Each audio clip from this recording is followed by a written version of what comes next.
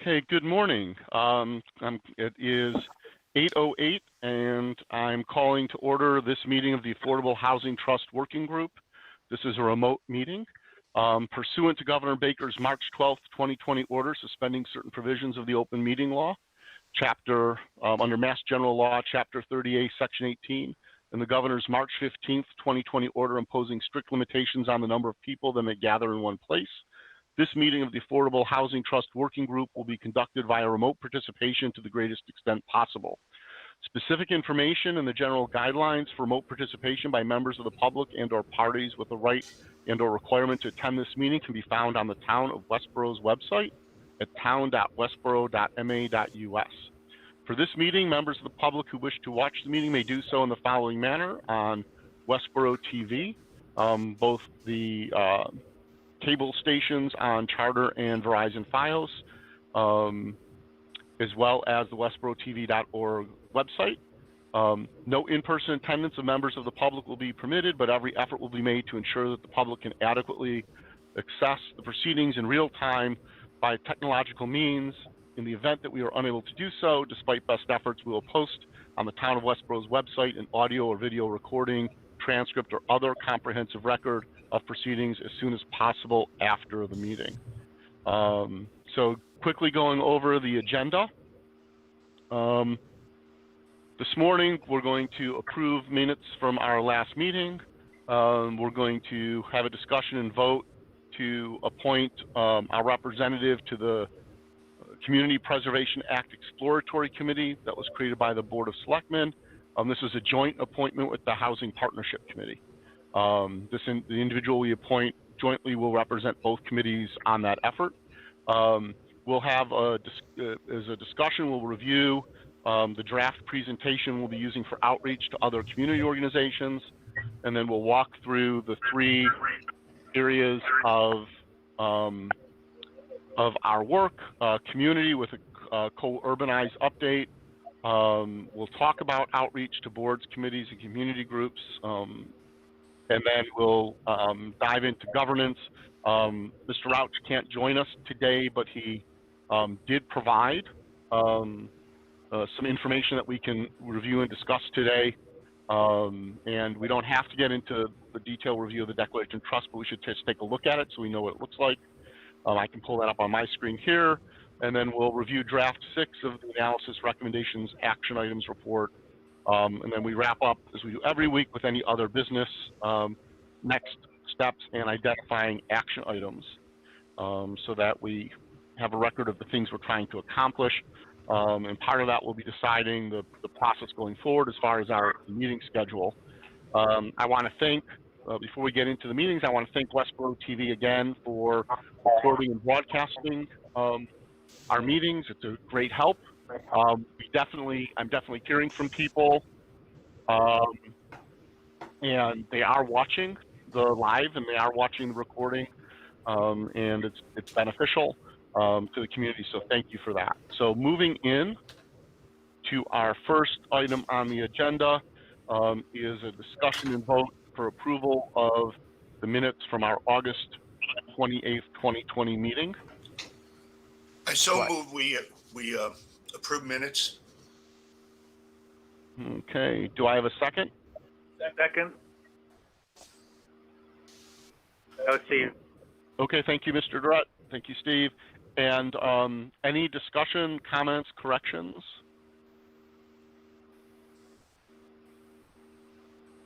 Okay, hearing none, I'll move to a roll call vote. Just go in order here on my screen. Mr. Bain? Bain, yes. Ms. Giuliano? Yes.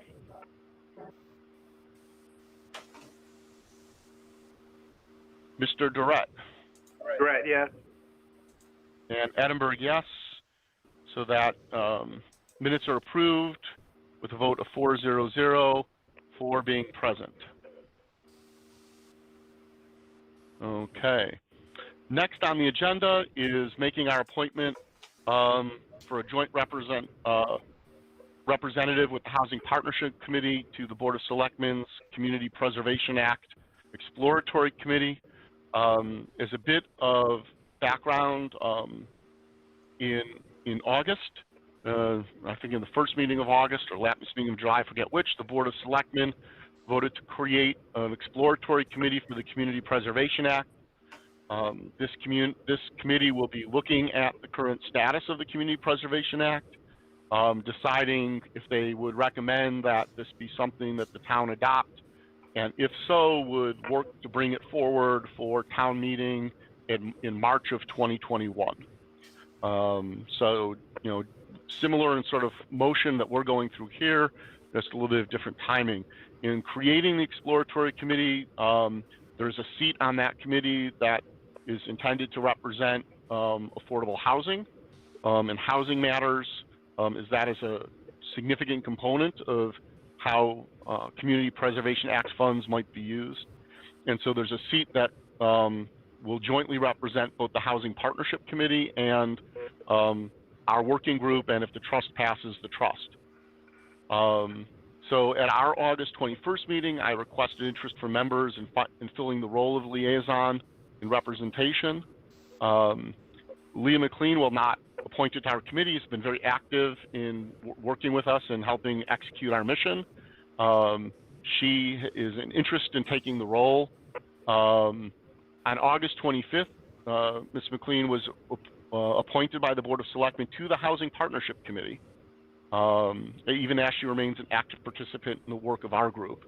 Mr. San Gennaro, who is chair of the Housing Partnership Committee, has suggested that Leah, being involved in both of our organizations, would be a good candidate for the position.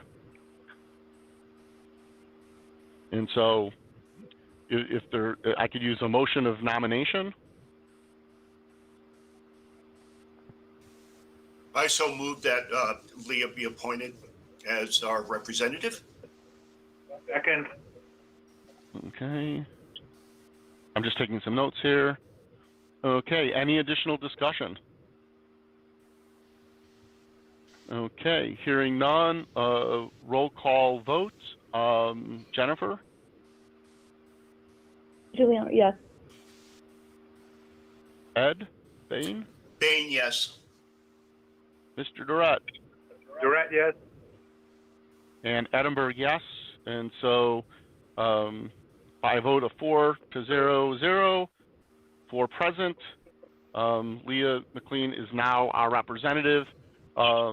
Pending concurrence with the Housing Partnership Committee, I will notify that committee of our vote so that they can take their action subsequently.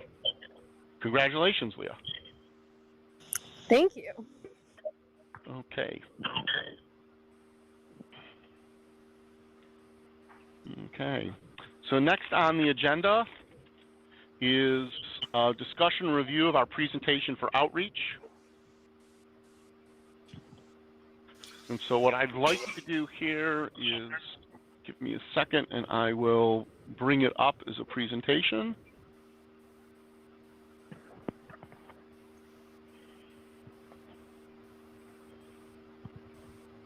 And then share my screen.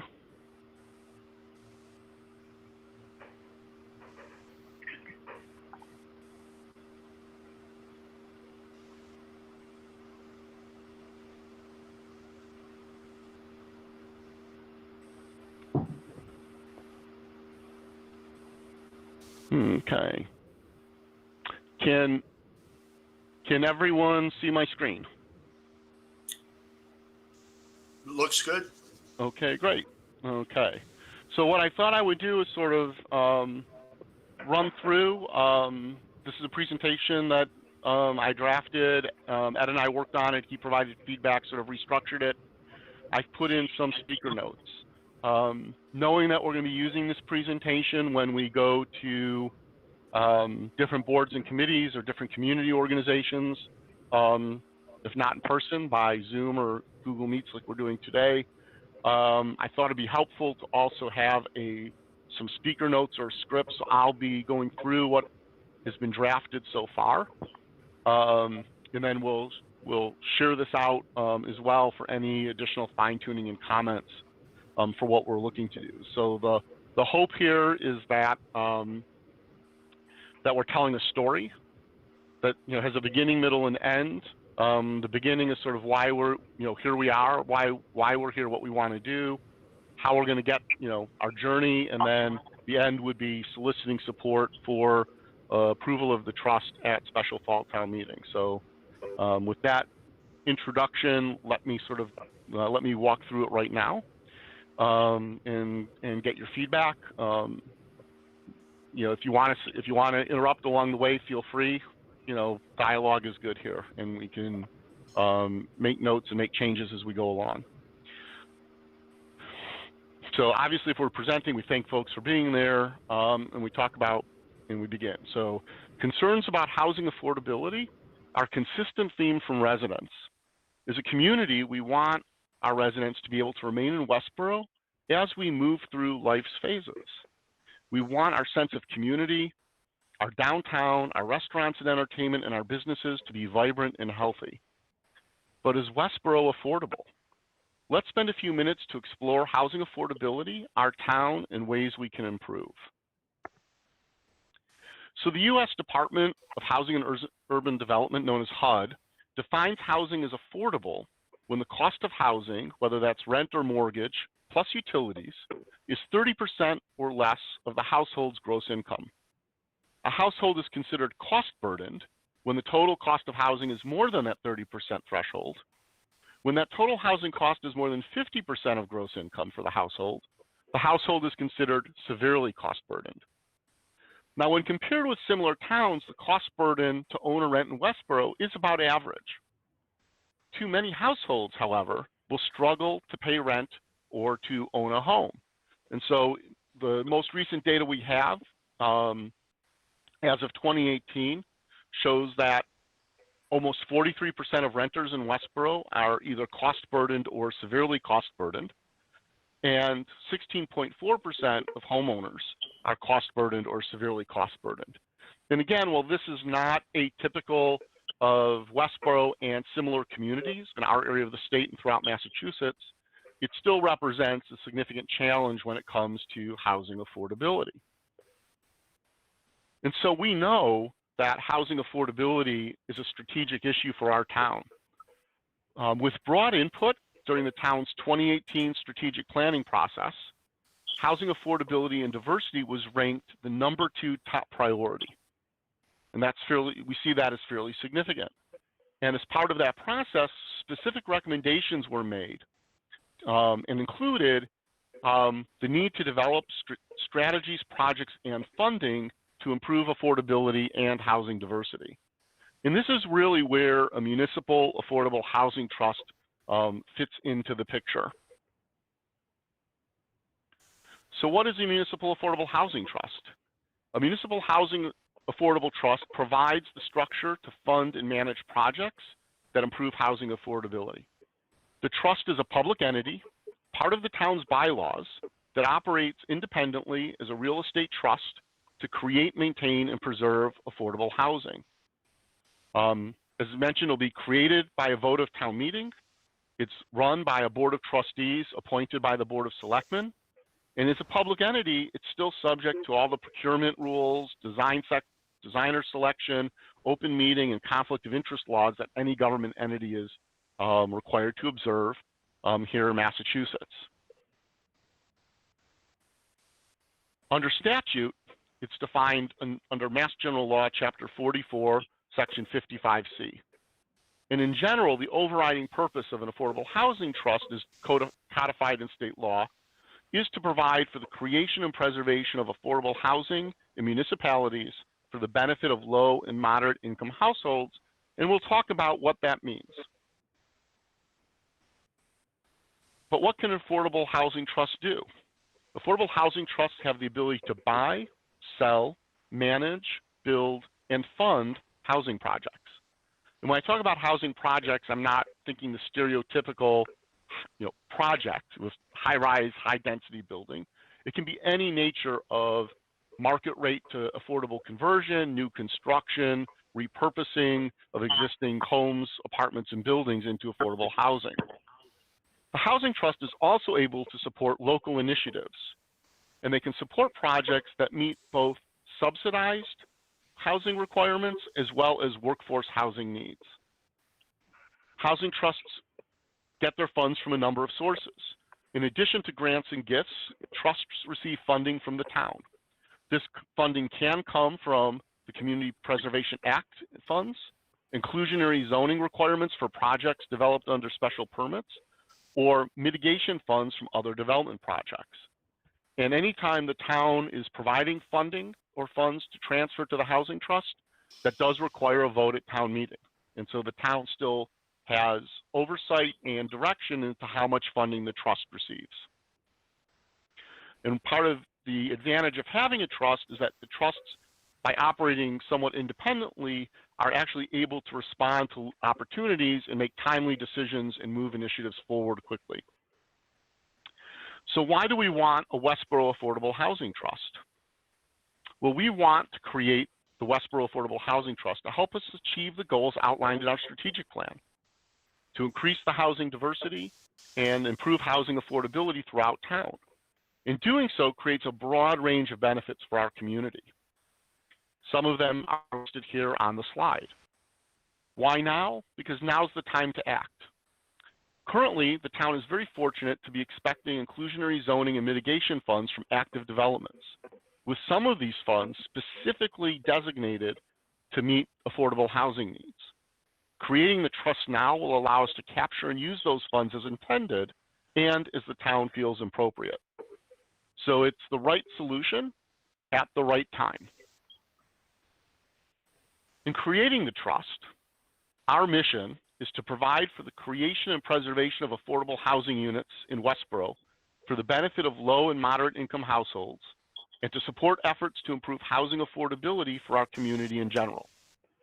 This is a little broader than the definition from the state, but we feel as a working group that it's more inclusive and will help us set the guidance we want for the trust to best meet the housing needs and preferences of our community. In thinking about how the trust is going to work, the working group has created a set of 6 guiding principles with the understanding that any effort to address housing affordability has impacts on the town in various ways. And so we want these guiding principles to guide the work of the trust to help understand, assess, and address those impacts on the town. And so our guiding principles are to help Westborough maintain the necessary subsidized housing inventory with respect to what's known as 40B and the rules about percentages of affordable housing that towns must maintain. We want to prioritize housing needs based on data analysis and community input. And so following what the data tells us we need, but also community input and what the community wants and what the community wants to see with respect to housing affordability. We want to promote efforts that span the full range of affordable and workforce housing needs and programs, again, adapting our work to the needs of the community. We want to leverage projects that help the sustainability of the trust. And so trusts can buy and build and sell, which consumes funds. We can also do things like fund projects through loans and other structures where principal and interest come back into the trust and help its sustainability. The trust should consider and respect the impact of projects on town services for every project we undertake, whether that's schools, public safety, DPW, library, senior center. Projects will have impact on town services, and while you can never avoid those, we should consider and respect those as part of our planning process. And finally, we should respect and reflect the architecture and styles of housing in our neighborhoods, not just is codified in our zoning regulations, but so that any projects we undertake, whether it's an individual unit or small development, fit within the character and style of our neighborhoods and keep our town with the sense of community and that we have today. As we think about the work ahead and hearing the input from feedback, starting with the Affordable Housing Forum that was hosted by the Board of Selectmen in January, through our current work, through the community engagement website we've launched, we have heard from the community about needs and priorities. And so once established, as the trust begins its work, we intend to focus on these 4 priorities. Help keep the SHI for Westborough above the 40B threshold. Expand affordable housing options for seniors aged 62 and over. Increase availability of and access to workforce housing. And help preserve existing affordable housing units. And we feel that with these guiding principles, with our priorities, that we're establishing the trust in a way that will meet the needs and the desires of our community with respect to housing affordability. And we believe the timing is right, with available funds coming in to make this work happen, and a trust structure that gives the trust the ability to move quickly as opportunities arise, while still having oversight from the Board of Selectmen. So our hope is for the town to vote to create the trust at our special fall town meeting. Once created, the Board of Selectmen will appoint the trustees, who in turn formalize the trust by filing a declaration of trust with the Registrar of Deeds. Once that task is completed, the trustees can begin to assess needs and identify potential projects for consideration. I want to thank you for allowing me to present and share this information. To learn more and to share your thoughts, concerns, ideas, please visit the Westborough Affordable Housing Trust community site. The URL is here on the slides, and I can certainly send it out to everyone. Are there any questions? No. Yeah, it was about, I was doing some timing. It was about a 12, 13-minute presentation, which is good. I think, how many slides? I didn't count the slides, Alan. It's 11 slides. 11 slides. Okay, so about a minute per slide or so, which is a nice pace for this kind of presentation. And I think your notes, obviously, you were reading from, are very helpful. So I think a lot of feedback will come as we go through this. Obviously, the content is stuff is material that we've been hearing for a while. So to us, it's a little bit second nature. I think as we roll it out and do it in front of groups, we may start to get more questions, or, you know, if we're using terminology that's not obvious or explainable. But otherwise, I think it's great. I think we should start with this, and we can always tune it up. Okay. Should we add some appendix slides at the end that have some of the terms defined, or what we might expect as questions? I call those what ifs. You know, in other words, they're in the background and you call them if somebody asks that question. Okay. You know, usually if they don't ask, then there's no sense in delaying, you know, the outcome, because it aggravates people that are ready to move, you know. But if a question comes up and you have them in a what if bin, you know, then you can answer the question, and it just goes to reinforce the fact you know what you're talking about. Okay. So I can pull some of those, and I can pull some of those together with some of the definitions. You know, looking at some of the questions that have come into the site or have been sent. A few people didn't want to comment on the site, but they sent me questions. So, you know, one of them that we haven't talked about anywhere is, you know, what other communities around us have trusts, and what type of projects have they done?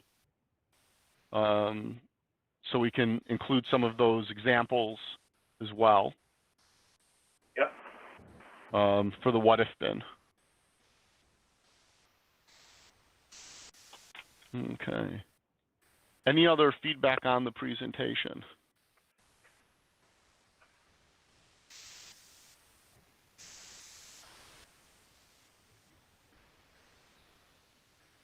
Okay. If people have any comments or thoughts as they look through it or think about it, or, you know, get bored and watch our own recording later this afternoon, please let me know. We'll continue to modify it. I know Amy's unable to be on the call this morning, but she and I had gone back and forth with the list of boards and committees as well as community groups. We had started discussing that last week that we'll start to do some outreach on. Okay. And Jennifer, I think we're getting a lot of background noise. I'm just gonna mute you really quickly. Okay.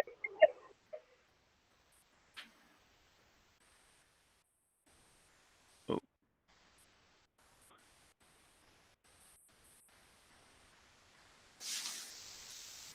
Okay, so Jennifer, you're muted. You'll have to unmute yourself if you want to speak. Okay. So with no other feedback on the presentation at this point, let me just track the time here. We'll move on in the agenda to get a quick update on community. As I mentioned briefly, Amy has put together a list of boards and committees and other nonprofits. She and I haven't had a chance to review that. We will, and we'll send that out. As we begin the outreach to ask to be put on their agendas and opportunities come up, we'll email everyone to see who wants to volunteer to make the presentation that we just went through here today. We'll sort of use that as our standard deck. Obviously, we've got speaker notes, but you can put your own flair and style into it as well. The Co-Urbanize site, let me just move over my screen. I will share that up to everyone very shortly. We've done our launch of the community site on the soft launch. We've invited about 45 people to participate. And the good news is the goal of the soft launch obviously was to get folks to comment and to provide feedback so that when we do the public launch, people aren't afraid to participate, that they see that they're all, they're people they may recognize who are already participating. They'll be more comfortable joining in and providing the feedback. So when we go through right now and we look at the topic questions, we do have right now a number of comments. For some of the questions that have been very factual in nature, we've been able to provide some initial answers to those questions, and I have a list of additional content we'll produce and add to various parts of the site based on some of the questions that have been asked as well.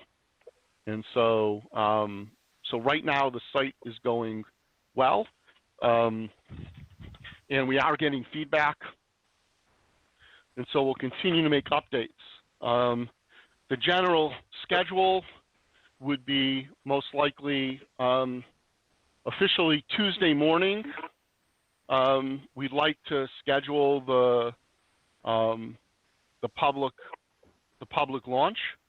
That effectively is the folks at Co-Urbanize flip a switch that make the site publicly available. Now I know a few of the individuals that we sent the preview to have shared the preview link beyond the 40 or so people that were on our list, which isn't a problem. We want the engagement. So I'm going to talk to Co-Urbanize today, and even though we won't announce that the site is publicly open until Tuesday morning, and sort of start that social media campaign, I might have them flip the switch just so that if people are in the site and they try to use any of the sharing mechanisms, those sharing mechanisms work. Since we've got potentially, given the scope of that I'm aware of that it's been shared, there are probably an additional 250 people who've been given the preview link. And so that's good news. Some of the issues that we had with the site, for example, where people were concerned that the graphs were a little hard to read, all of the images now have a click to enlarge button that'll open up the graph full, blown up in a PDF file that'll come up on the screen. And so it provides that ability. We also have our frequently asked questions up, and we now have the ability to edit these. Now that it's been set up, we can add additional questions. So as you talk to people, if they're asking questions, if it's not covered on the site so far, please let me know. We can add into the frequently asked questions here. Additionally, the other content that we've added is a couple of things. One, we can't control the speed of the slide scroll, but once you click on the text below or you go to manipulate, you have now manual control of the timing. So we just added a little advice, click the arrows to slow the scroll so people can walk through it. These slides as well have also been put into a separate file, which is a primer. And so that people can open it up as a separate document. And then just added some additional information that we had presented back in January about who are some of the stakeholders at the federal, state, and local level involved in affordable housing. Because that's one of the questions we've started to receive. Who else is involved and how will the trust work with those? Yeah, Alan, yeah. I just noticed quickly, can you go back to the stakeholders or to the primer? I think there's a couple that you had emailed me, like the diversity committee, and there was one other. If we just wanted to bring it in line. Yeah, I'll add those. Good point. It was diversity, inclusion, and youth and family services. Right. Right. And we'll add them as I'll figure out how to fit it on the slide. We'll add we'll add those to. I'll restructure that slide. We'll add it to those slides as well. Thank you for catching that.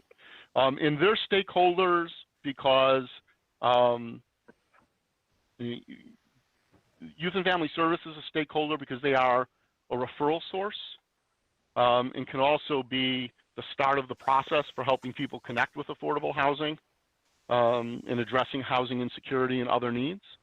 And the Diversity Inclusion Committee, having a diverse community, diverse housing stock, as they look at their mission and their goals for the town, they see that as a component of what they're doing. I also may just note that another stakeholder is the Master Plan Advisory Committee, and that there's a housing subcommittee for that effort as well. Okay, let me just make some notes here. Okay. So at this point, one of the nice things about the site is we do get analytics. So I'll pull those up very quickly.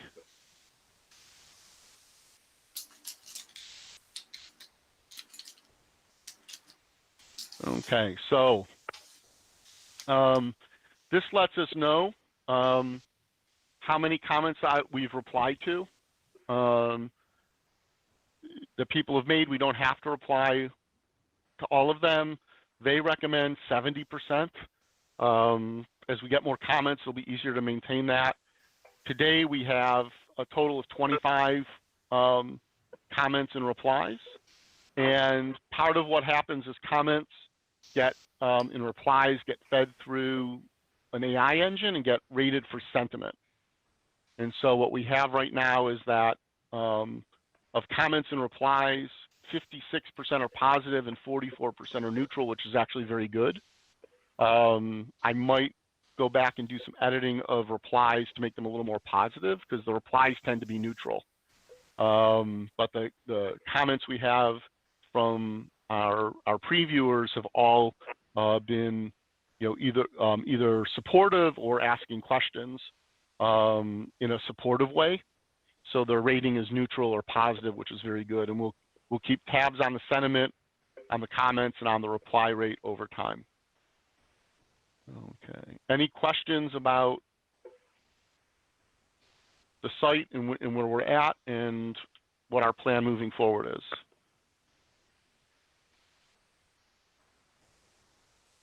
Okay, let me stop presenting. Okay. Okay, so next on the agenda, we're getting closer to getting back on time, is governance. Okay, so Hank set out an update on the governance section and content that we had talked about and reviewed last week. I can pull that up if folks are interested, but I'm wondering if people have had a chance to review that and have any comments. I've looked at it. It looks pretty good.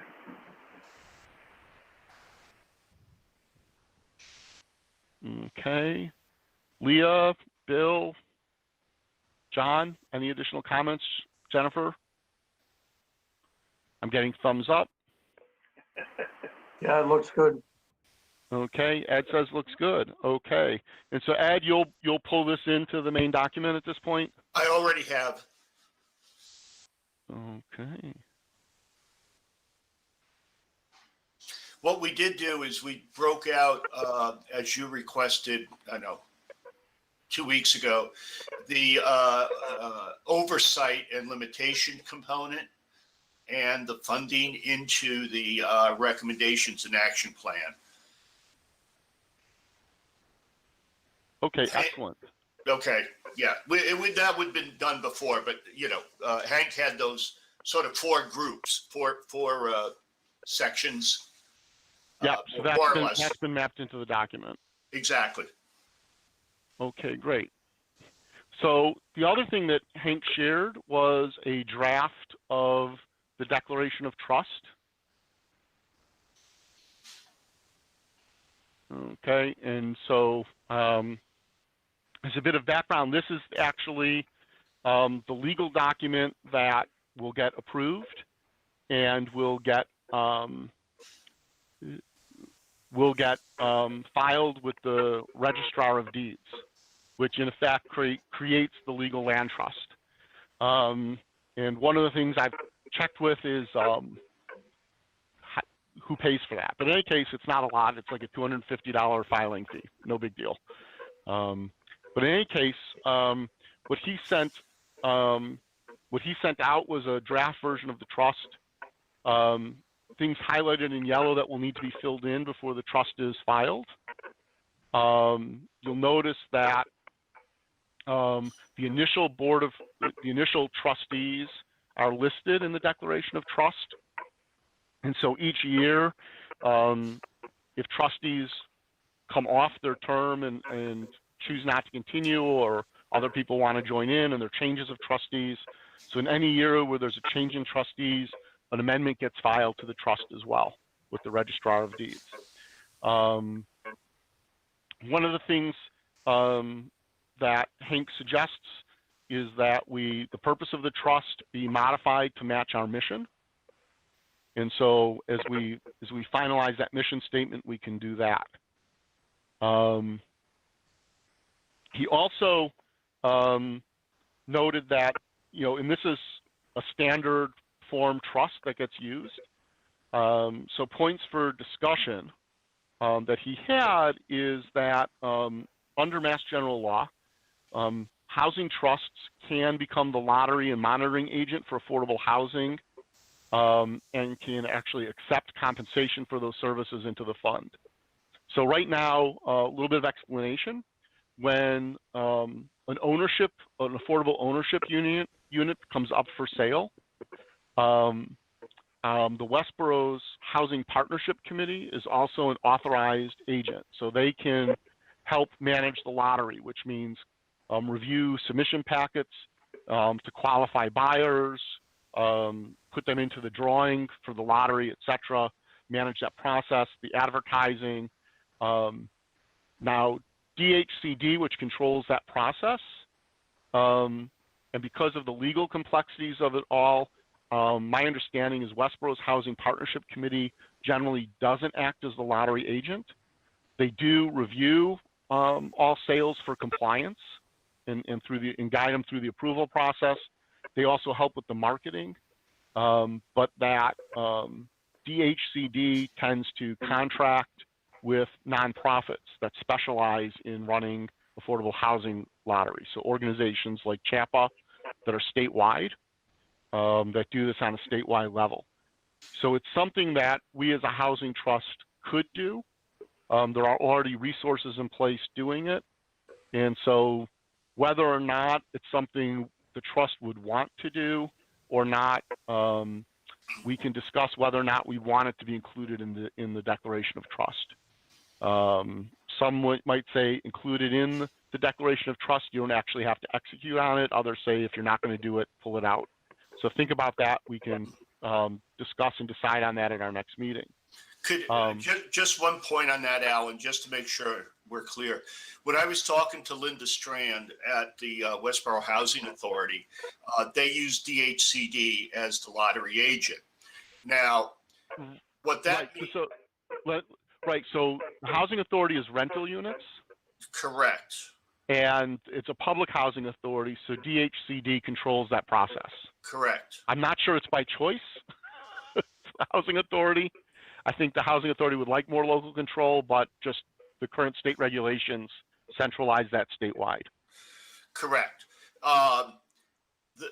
My point being, and she brought it up, was that since it's a statewide lottery, very often the applicants will come from all over the place. It can be homeless folks from Boston or major, cities, things like that. They're in her latest, I think, list of applicants in a priority list from the state. She had to go through about 50 names before she found one from Westborough. So my concern is if we were to, let's say, acquire, rehabilitate a, 4, 6, unit building, that we really wanted to focus on seniors. Is there a way for us to control that? That Westborough residents go to the top of the queue? So for my understanding is that for units that are for sale, that the lottery process, for units that are for sale that come under what's known as the local initiative program, which most of what a housing trust does would be considered a local initiative, that the lottery process does allow for some local preference in the lottery process.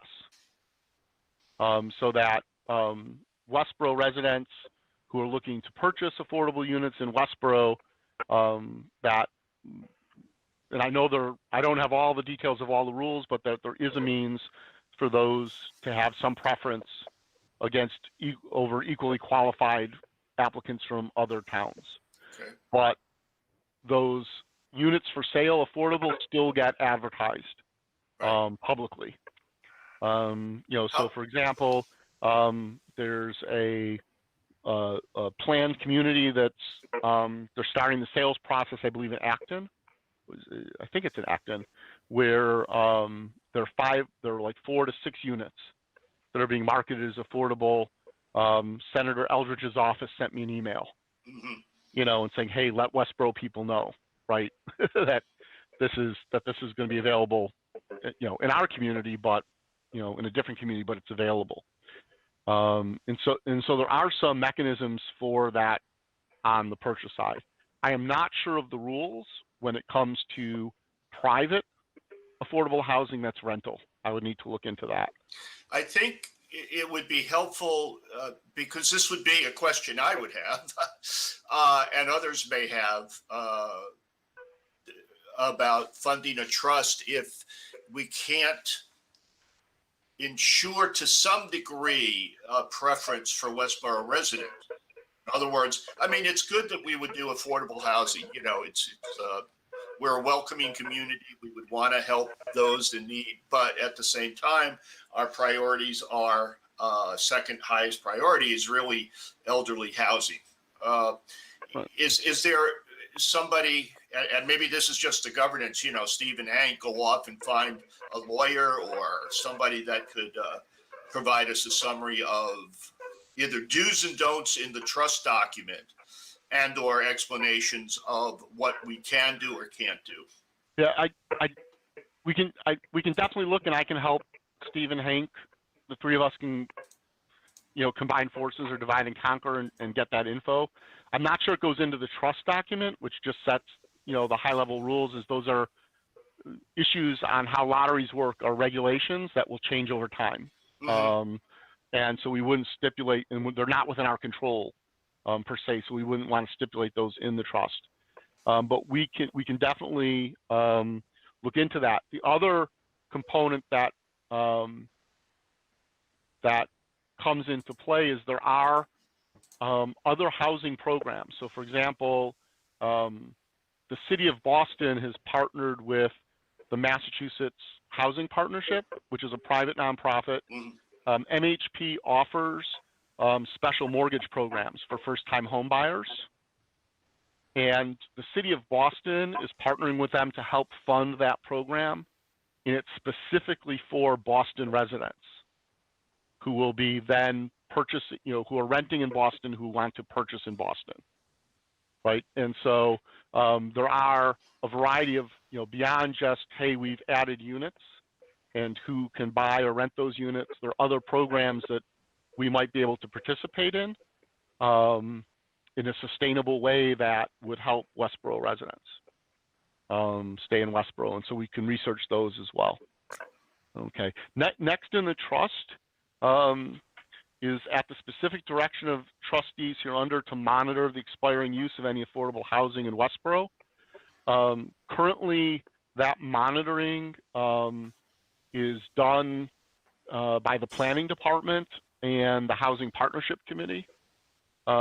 Whether or not there's a need to centrally manage that monitoring or have clear delineation of responsibilities, I think is a good point for discussion with the town. If that's a role we wanted to take, again, we can leave that in the trust, even if we don't intend to do that right away, so that we can if we want to, or if it's something we don't think we'll ever do, for clarity, we might decide to pull it out. So another thing to think about. Let's move.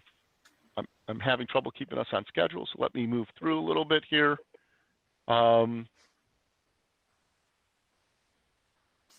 Okay, one of the things in the conversations we've had going back and forth relates to Article 12 amendments.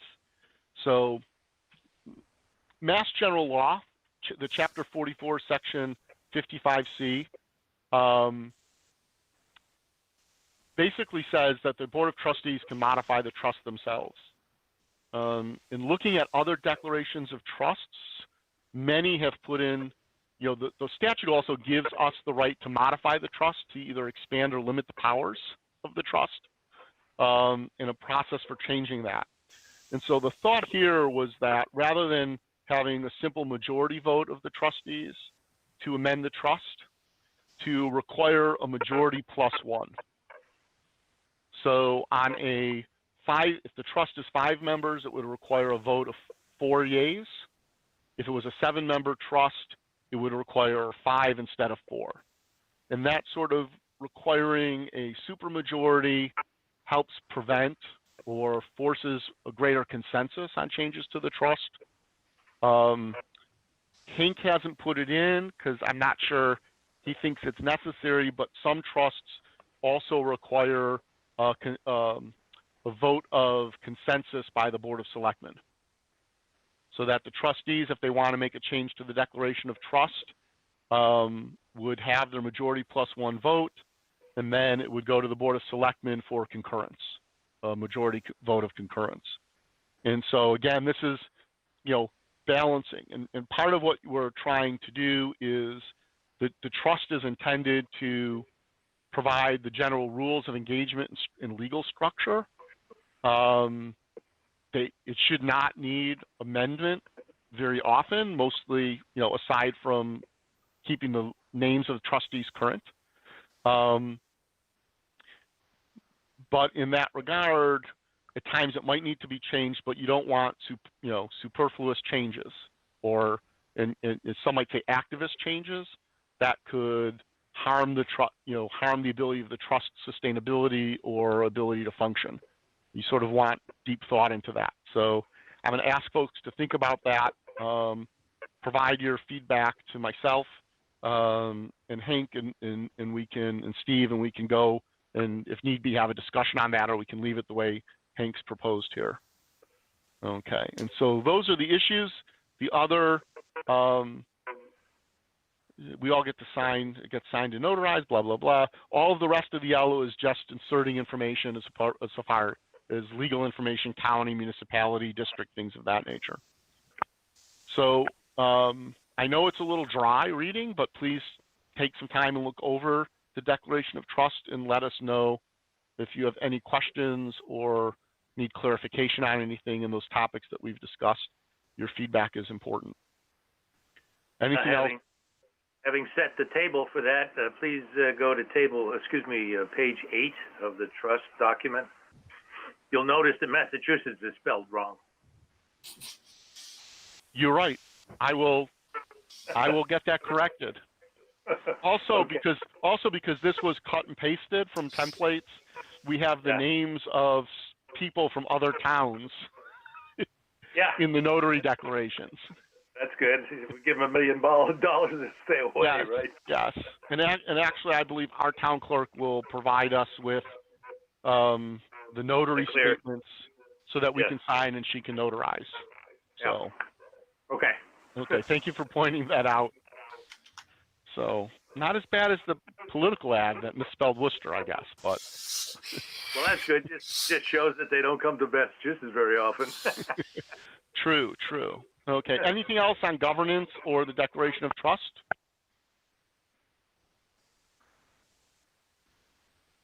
Okay. Not hearing any other issues. We're back on time at 9 o'clock. It's time to go into operations and to review draft 6 of the document. So Hank, I can pull that up if you want me to, or you can. You mean Ed? Ed, I'm sorry. It's been a long week today. I know. I don't know if I need to bring it up so much. I can highlight what I've done. People, I don't know if you sent out the latest version. It was attached. Well, I don't know, but anyway, the much improved document was included in this package for this meeting. And okay, draft 6. Yeah, I have to comment that it was really exemplary the way you expanded those tables so that you can see everything in them, and it's striking the information that's conveyed in those tables and figures. So anyway, thank you. Sure. So basically, changes since the last version we had is put in a section on workforce, talk about workforce housing and define what that is. Updated, were barriers to affordable housing. I finished a section and with a shout out to John Steinberg, our chief assessor, on that actually we don't have a lot of developable parcels. There's a lot of parcels that have been bought and I'll use the word subdivided, like they have addresses, but they may not be built yet. But they've sort of been spoken for. We only have about 11 parcels, the largest of which is about 35 acres, and then it comes down to a third of an acre. It's in the document. So that is an interesting point. Not that I think we're looking necessarily to build from scratch, but there's not a lot of developable land as is identified by the assessor's office. All the charts and tables have been numbered consecutively, so they can be referenced if need be. Appendix A, we removed the Section 55C, Chapter 44 verbiage, and I've been putting in links to various data sources as well as other documents that would, support what we talked about earlier. So, working papers, things like that. I have, if I can present for a second, I have a to-do list here. And hold one sec.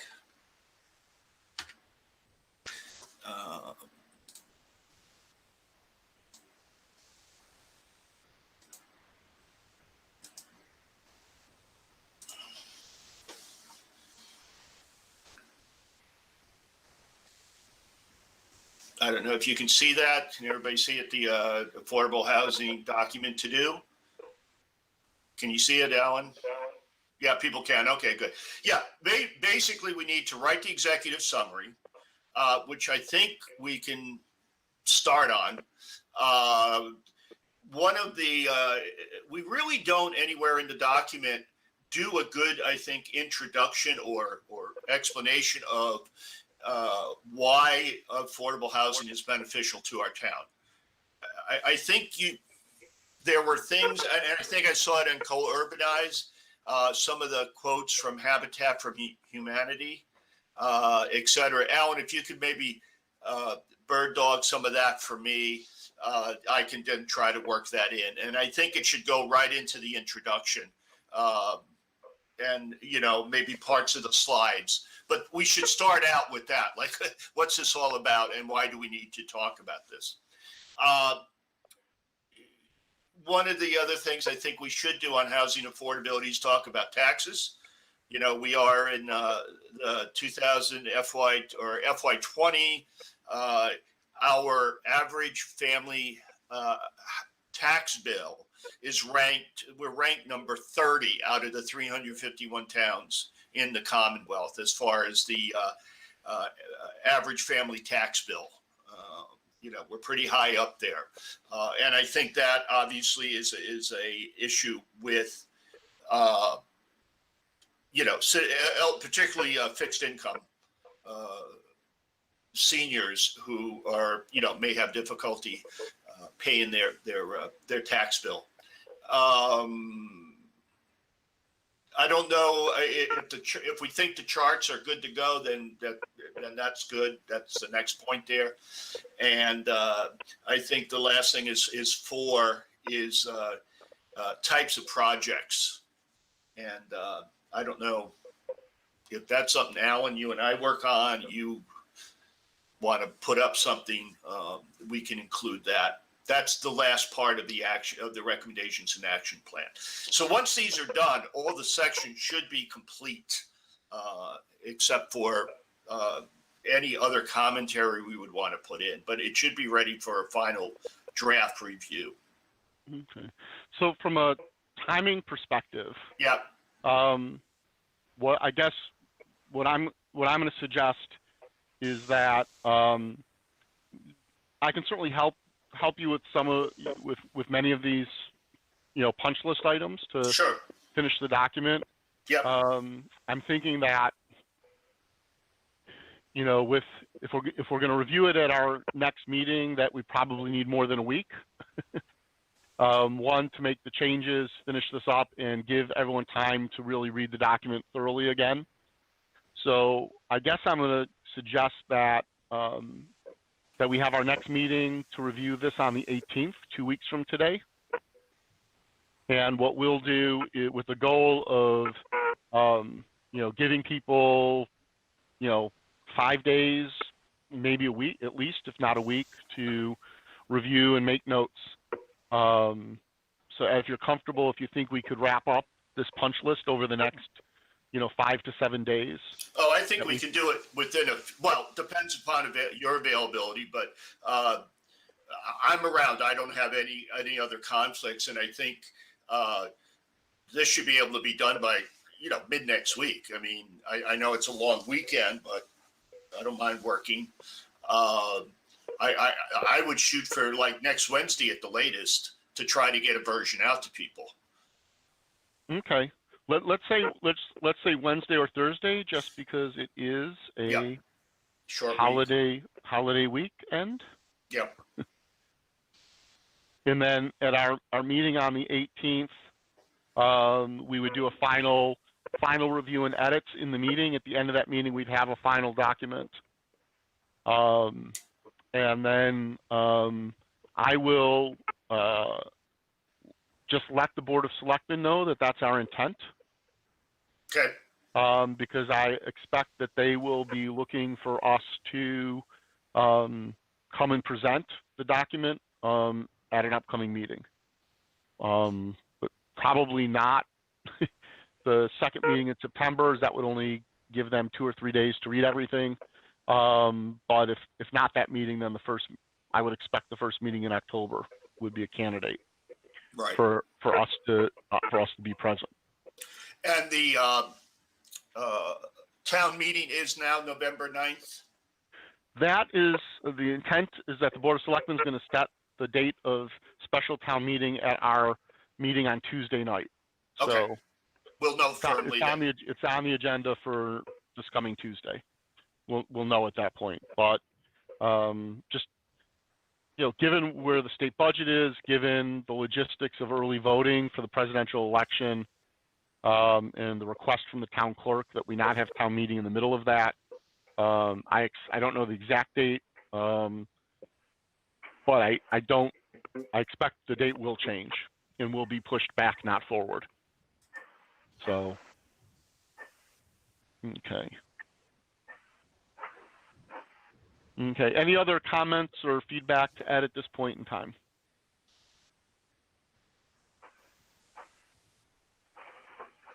Okay. Thank you. I want to thank you, Ed, for all of the work in pulling this together and organizing it, creating a document that reads well, flows well, and is, oftentimes committee reports come out, they can be a little dry. and this is easy on the eyes. I'll say that as well. It looks good. It's a real page. It's a real page turner. And the content's robust. And one of when I first got involved and started exploring housing affordability and affordable housing and this issue, my son, who's a bit of a sage, looked at me and said, "Oh, good, you picked an easy issue," right? And so, understanding how many moving pieces there are, how complex the issue of affordable housing is and housing affordability, how it interacts with just about everything else that comes into play in your community. It's important that we're able to present the material in a way that's approachable and digestible. And I think we're well on our way to doing that. So thank you for all of your time and effort in leading the charge on this aspect to it. It's very much appreciated. At this point, is there any other business or issues or concerns for anyone on the committee or our volunteers?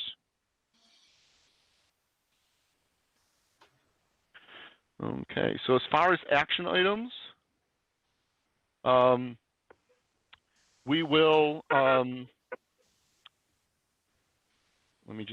making some notes here as we go along. So as far as action items go, I will assist Ed. If other folks have content they want to contribute, please send it to Ed as well.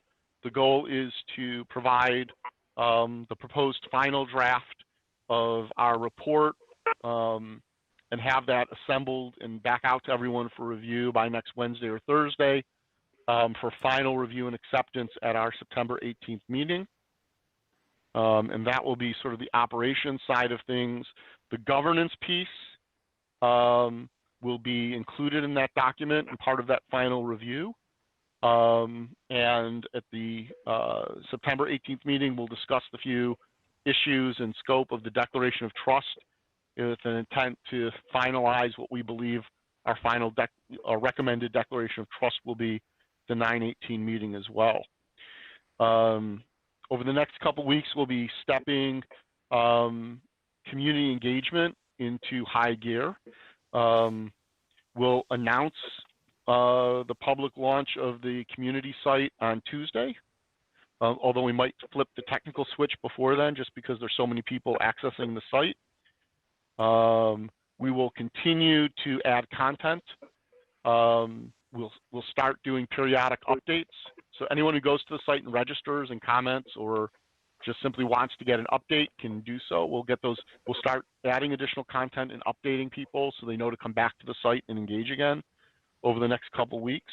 I will, as Amy's not on this morning, she had a conflict.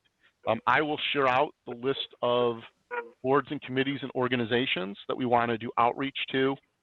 I will ask that if any of you are, I don't know who's all involved with what all the time, so if any of you are involved in any of those boards or committees or nonprofits, let me know, and let me know if you're willing to see if we can get on an upcoming agenda, when that might be.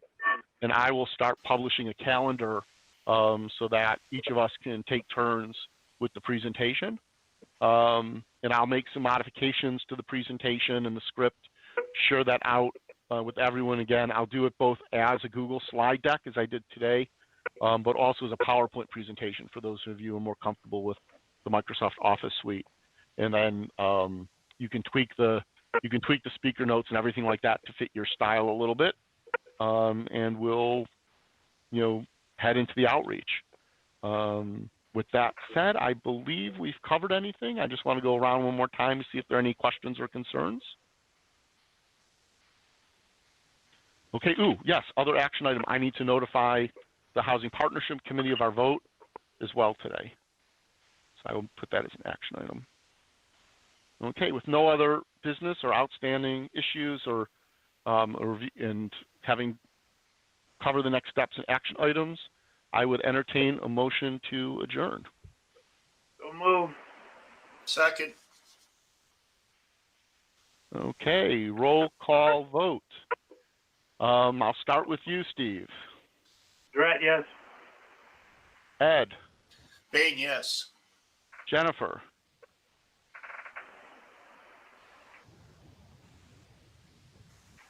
Oh, Jennifer needs to unmute.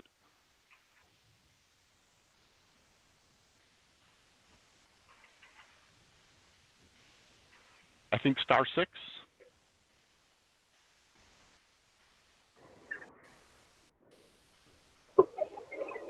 Jennifer, yes. Awesome. And Alan Edinburgh, yes. So vote 400 for being present. We are adjourned. Thank you very much. And thank you, Westborough TV, for the coverage. Have a good week. Oh, bye-bye. Have a good weekend, everyone.